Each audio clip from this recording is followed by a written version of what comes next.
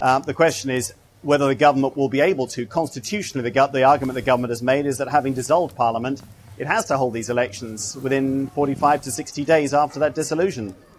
They say there is no other option. Now, the Election Commission has no power to delay the entire election. It can delay individual constituency votes.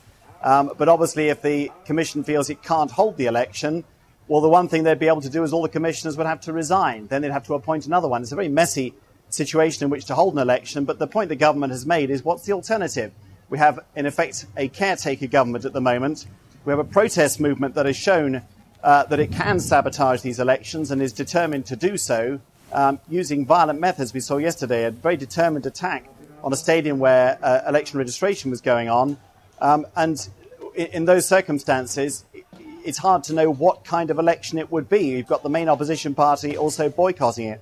So, yes, the government's pushing ahead because it doesn't feel it has an option. At the same time, the election itself clearly won't resolve this very deep divide in the country. And looking at these scenes of unrest from yesterday, of violence, as you point out, on the streets of Bangkok, what role is the military playing at the moment?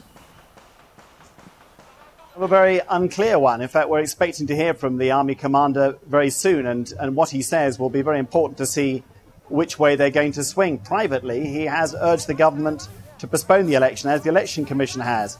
But it is up to the government to make its own mind up.